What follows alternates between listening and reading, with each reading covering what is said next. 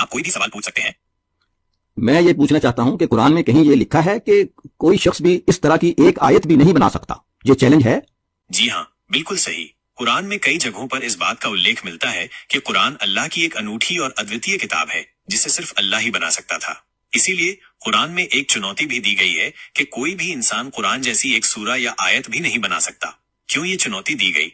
कुरान की अद्वितीयता साबित करने के लिए ये चुनौती इस बात को साबित करती है कि कुरान इंसानी बुद्धि का नतीजा नहीं है, बल्कि ये अल्लाह का वचन है। विश्वास को मजबूत करने के लिए ये चुनौती लोगों को इस्लाम पर विश्वास करने और कुरान की पवित्रता को स्वीकार करने के लिए प्रेरित करती है। अल्लाह की शक्ति का प्रदर्शन करने के लिए ये चुनौती अल्लाह की असीम शक्ति और ज्ञान को दर्शाती है। कुरान में कहाँ मिलती है ये चुनौती? ये चुनौती कुरान की कई सूरतों में अलग अलग तरीकों से व्यक्त की गई है। उदाहरण के लिए सूरा बकरा में कहा गया है कि अगर कोई शख्स कुरान जैसी एक सूरा भी बना सकता है तो उसे ऐसा करने की कोशिश करनी चाहिए। ये चुनौती इतनी महत्वपूर्ण क्यों है?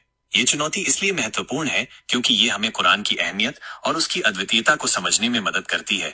ये हमें ये भी याद दिलाती है कि कुरान सिर्फ एक किताब नहीं है, बल्कि ये अल्लाह का संदेश है जो हमारी जिंदगी को सही रास्ते पर ले जाने के लिए मार्गदर्शन करता है। क्या कोई इस चुनौती को पूरा कर पाया है?